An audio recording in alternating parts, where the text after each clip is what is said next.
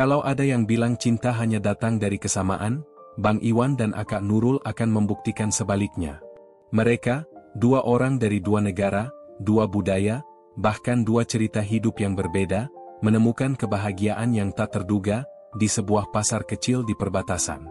Bang Iwan adalah pria sederhana asal Jawa Timur. Setelah bertahun-tahun bekerja sebagai buruh migran di Malaysia, dia sudah terbiasa dengan ritme hidup keras, pagi-pagi ke ladang, malamnya di kamar sewa sederhana. Tapi di balik penampilannya yang bersahaja, Bang Iwan punya satu kelebihan, dia pandai menyanyi. Suaranya merdu, seringkali jadi hiburan bagi teman-teman sesama pekerja saat hari mulai senja. Akak Nurul, seorang perempuan Malaysia asli, dikenal sebagai penjual nasi lemak di pasar kecil dekat rumahnya. Wanita itu terkenal ceria, tapi tegas. Walaupun hidup sederhana, semangatnya tak pernah luntur. Dia punya satu prinsip hidup, selagi kau ikhlas, dunia pun akan ikut tersenyum padamu.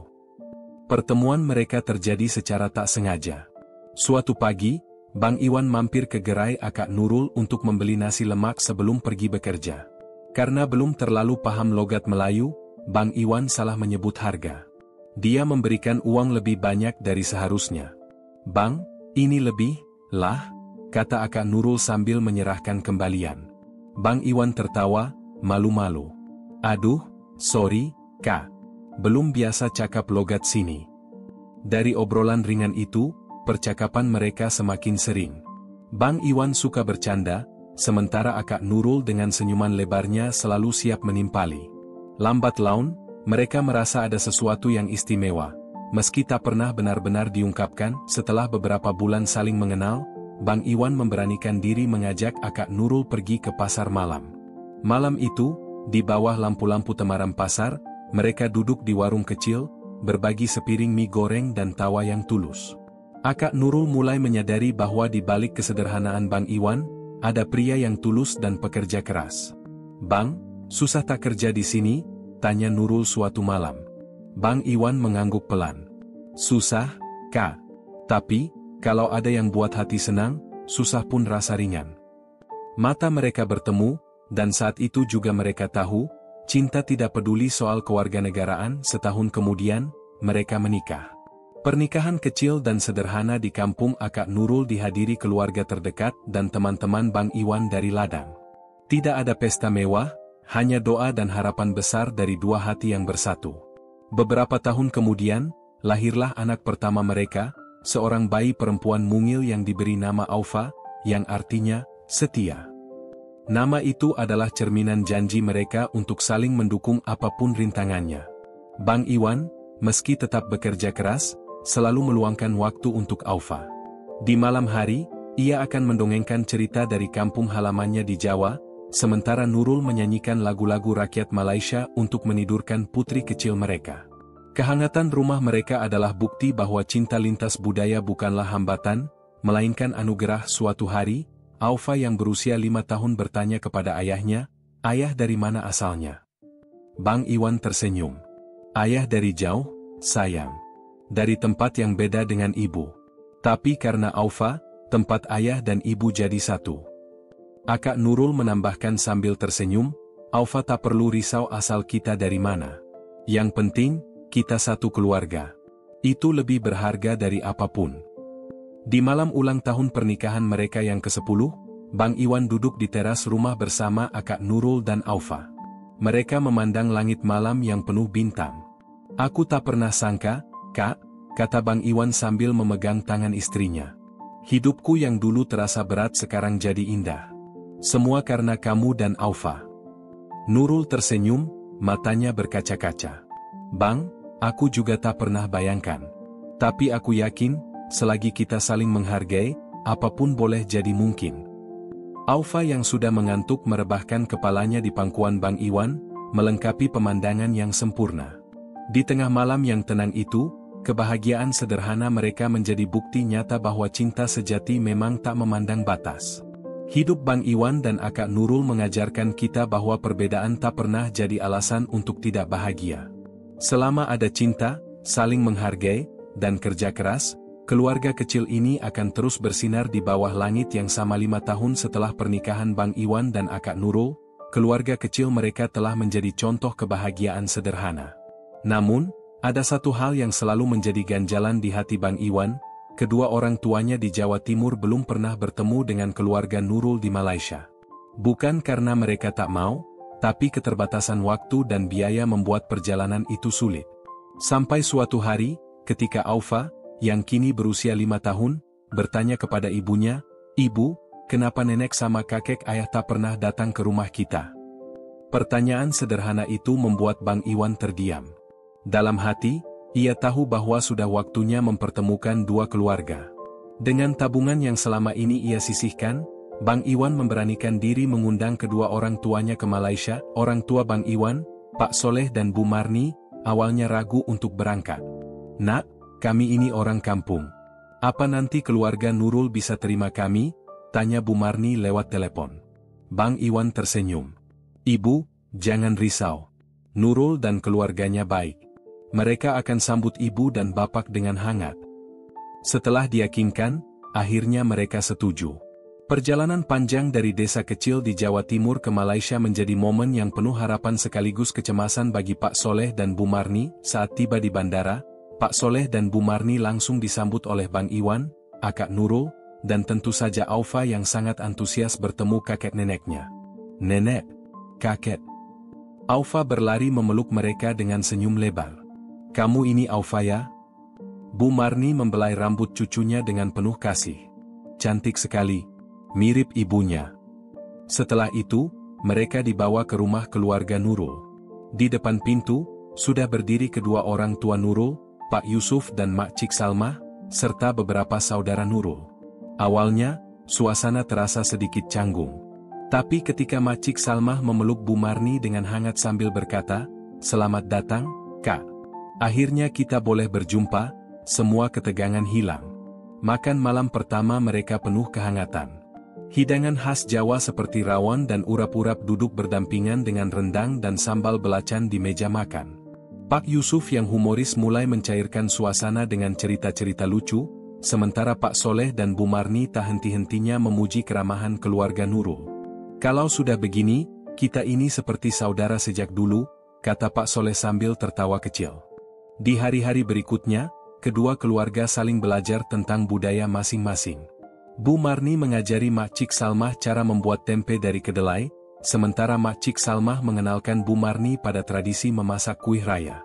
Pak Soleh, yang awalnya pendiam, mulai menikmati obrolan dengan Pak Yusuf tentang bercocok tanam. Mereka berbagi cerita tentang sawah di Jawa dan kebun kelapa sawit di Malaysia. Aufa, dengan kepolosannya, menjadi jembatan antara kedua keluarga. Ia mengajari neneknya dari Jawa cara menyebut beberapa kata Melayu seperti lah dan kan, sambil menertawakan logatnya yang lucu. Di malam terakhir kunjungan, keluarga Nurul mengadakan acara kecil-kecilan di halaman rumah mereka.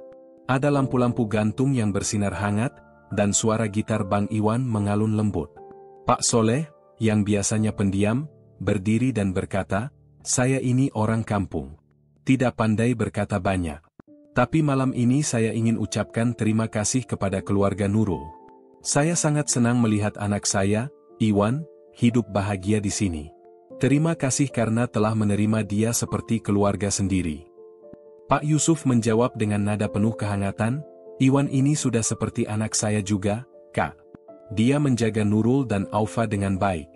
Saya yakin kita ini tidak hanya keluarga karena anak-anak kita menikah, tapi karena kita saling menghormati." Malam itu, air mata haru menetes di wajah Bu Marni dan Mak Cik Salmah.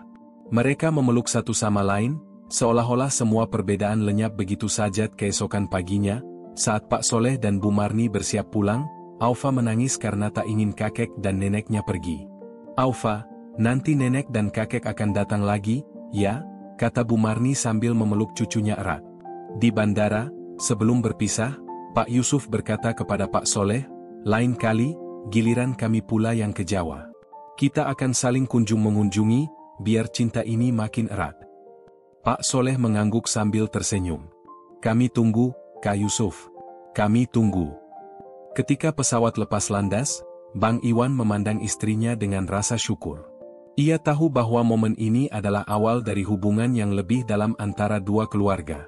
Dan di hati kecil mereka semua, ada keyakinan bahwa cinta memang tak mengenal batas, tak peduli dari mana asalnya. Dari pasar kecil hingga bandara besar, perjalanan cinta Bang Iwan dan Akak Nurul terus menghubungkan dua dunia. Mereka membuktikan bahwa keluarga sejati bukan hanya tentang darah, tapi juga tentang hati yang saling menghargai dan menerima. Ketika keluarga Akak Nurul akhirnya melangkah ke tanah Indonesia, mereka tak hanya menemukan kampung halaman Bang Iwan. Mereka juga menemukan sesuatu yang jauh lebih besar, kehangatan, keramahan, dan keajaiban budaya Indonesia yang membuat mereka merasa seperti di rumah sendiri. Beberapa bulan setelah kunjungan orang tua Bang Iwan ke Malaysia, tiba giliran keluarga Akak Nurul yang ingin mengunjungi Indonesia. Keinginan itu datang secara spontan setelah Pak Yusuf berkata suatu malam, "Kalau Iwan dan keluarganya boleh melangkah jauh ke sini, kenapa kita tak boleh melangkah ke sana? Aku ingin lihat tempat di mana Iwan dibesarkan." Nurul yang tahu betapa istimewanya kampung halaman suaminya, langsung mendukung. "Aufa, tentu saja, paling bersemangat. Kita naik pesawat lagi, Ibu? Kita jumpa rumah ayah?" tanyanya sambil melompat-lompat kegirangan. Setibanya di Bandara Surabaya, keluarga Nurul disambut dengan senyum lebar dan pelukan hangat dari Pak Soleh, Bu Marni, serta beberapa saudara Bang Iwan.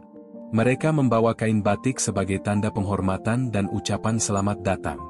"Kami tahu perjalanan jauh pasti melelahkan," kata Bu Marni sambil menyerahkan teh hangat dan kudapan khas Jawa, seperti onde-onde dan gethuk.